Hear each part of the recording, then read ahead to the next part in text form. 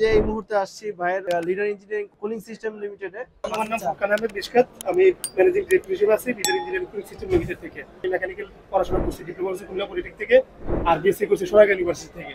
কাজ করতে এখন রেফ্রিজারেশন একটা কিছু পার্ট আমি জানি। তো আপনারা যেহেতু রেফ্রিজারেশন নিয়ে কাজ করেন, রেফ্রিজারেশনের সাইকেল তো 4টা: compressor, condenser, evaporator, expansion valve. এই 4টা সিস্টেমকে মডিফাই করে সারা বিশ্বে যার যার সুবিধা মতো সে করে নিচ্ছে। আপনারা যে মেশিনটা দেখতেছেন এটা হলো একটা চিলার মেশিন, ফ্রুটস এর জন্য করে দিছি। এটার -10 পর্যন্ত চলবে। এটার কম্প্রেসারটা ব্যবহার করছি যে স্কল কম্প্রেসার, আর ওই পাশে যেটা আছে ওটা হচ্ছে ইভাপোরেটর। প্রথমে আমরা স্যান্ডউইচ প্যানেল দিয়ে রুমটাকে ইনসুলেশন করি, এয়ারটাইট করি, করার পরে তারপরে এই মেশিনটা বাইরে বসে, ইভাপোরেটরটা ভিতরে বসে। এই জয়েন্টটা হচ্ছে মেল ফিমেল, হ্যাঁ। আরেকটা আছে কেমলক, অর্থাৎ এরকম পাশাপাশি দুইটা বসবে, এদিকে একটা নাট থাকবে, এই নাটে আটকাই দিবে। ঠিক আছে, দুই টাইপের হয় সারা বিশ্বে, একটা হচ্ছে মেল ফিমেল, একটা হচ্ছে কেমলক সিস্টেম। কয়েক ধরনের কম্প্রেসার হয়, আপনারা জেনে থাকবেন।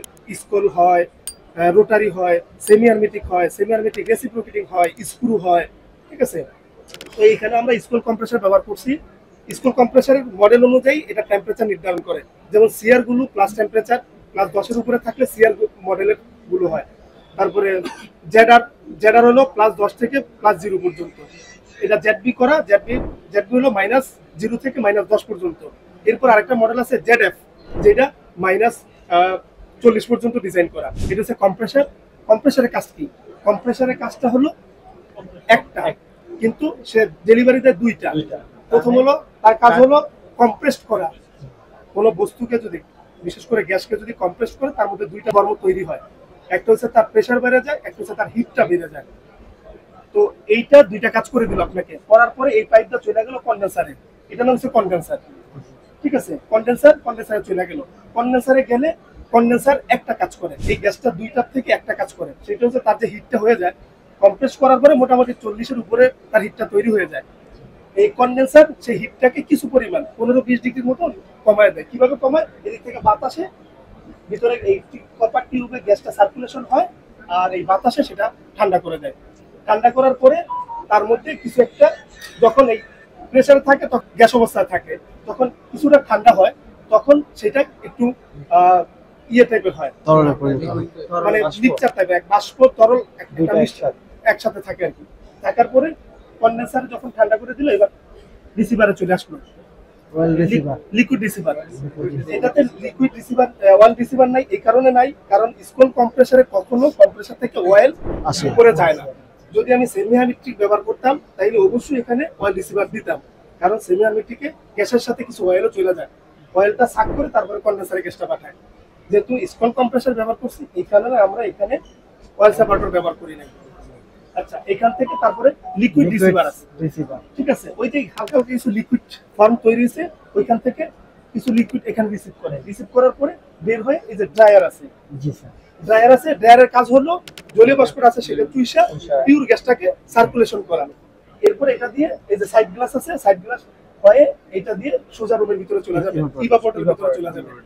ইভাপোরেটরের আগে এক্সপানশন ভালভ বসাই। ঠিক আছে, এক্সপানশন ভালভের কাজটা কি? এক্সপান্ড করা। এই মেশিনটাতে আমরা সবসময় ইলেকট্রিক টাইপ ব্যবহার করি। ওর সাথে সেন্সর আছে, সেন্সরে ওর সিগন্যাল দিবে যতটুকু সারা দরকার। যে প্রেসারটা আছে, প্রেসারটা ঠিক থাকবে, টেম্পারেচারটা ঠিক থাকবে, আস্তে আস্তে এক্সপান্ড করবে। যখন এক্সপান্ড করবে তখন ওই ইভাপোরেটর ওই পাশে আছে, ওই ইভাপোরেটর ফ্যানের বাতাসে ভিতর থেকে ঠান্ডাটা রুমের মধ্যে ছড়াই দিবে। এইটাই কাজ। মানে আমরা রেফ্রিজারেশনটারে প্রথমে গরম করলাম, গরম করে আবার ঠান্ডা করলাম, করার পরে যে তার মধ্যে যেই রেফ্রিজারেশন গ্যাসগুলোতে, শুধু রেফ্রিজারেশন গ্যাসগুলোকে যদি আপনি হিট দেন, প্রেসার কম্প্রেস করেন, তাহলে তার মধ্যে যে হিটটা তৈরি, হিটটা ব্যবহার করে আমরা বিভিন্ন কাজগুলো করি। তোমরা কিন্তু দেখো যে আমরা যা রেফ্রিজারেশন মেকানিক্যাল আমরা যা জানি, এগুলো কিন্তু দিয়ে বিভিন্ন রকম মেশিন বানানো হয়। ভাই, এই মেশিনটা কি কাজে ব্যবহার করা হয়? কোল্ড রুমে কি ফ্রুটসের জন্য রাখবে। এটা প্রোডাকশন অফ ফ্রুটস। কি ধরনের ফ্রুটস রাখেন আপনারা এটাতে? এখানে ইম্পোর্টেড ফ্রুটস থাকবে, আপেল, কমলা, মালটা। আর আপনাদের এই প্রোডাক্টটা তো বিক্রি করেন, তাই না? হ্যাঁ, এটা প্রোডাক্টটা বিক্রি করে, এবং বাংলাদেশে সবচেয়ে বেশি কোল্ড রুমের কাজ আমরাই করি। প্রতি মাসে 4-5টা করে করি, প্লাস টেম্পারেচার, মাইনাস টেম্পারেচার। আপনারা এটা কি নিজেরাই বানান? হ্যাঁ, আমাদের নিজস্ব ফ্যাক্টরিতে আছে, মিলিংটা করি। ঠিক আছে, আপনাদের আরেকটা জিনিস দেখাই। এই টোটাল মেশিনটাকে কন্ট্রোলিং করতে এটা হলো এই কন্ট্রোলার। হ্যাঁ, এই কন্ট্রোলার, এই কন্ট্রোলার নাম হচ্ছে sub-zero controller. Sub zero controller, ওদের যত টেম্পারেচার সেটআপ করে দিব অত টেম্পারেচার সে চলবে। আচ্ছা আচ্ছা, আপনার এই মেশিনটা টেম্পারেচার কত পর্যন্ত রেঞ্জ করা? আমরা এটা -10 পর্যন্ত করা, কিন্তু আমাদের ক্যাপাসিটি আছে -35 টু -40 ডিগ্রি টেম্পারেচার। ও আমরা আচ্ছা অলরেডি কয়েকটা প্রজেক্টে -35 টু 40 ডিগ্রি টেম্পারেচারের মেশিন সাপ্লাই করছি। যদি কেউ বাইতো শিখাইতেছে, প্র্যাকটিক্যালি যদি কাজের দরকার হয় বা জানার দরকার হয়, সুযোগ হয়, আমার ফ্যাক্টরি আছে, ফ্যাক্টরিতে আসবেন। যতটুকু সম্ভব আমি যতটুকু জানি, কারণ আমি খুব বেশি জানি না, যতটুকু জানি ততটুকু আপনাদের সাথে শেয়ার করতে পারবো। ধন্যবাদ ফরকান ভাই, আমরা ইনশাআল্লাহ দক্ষ হয়ে বিদেশ যাব। We are from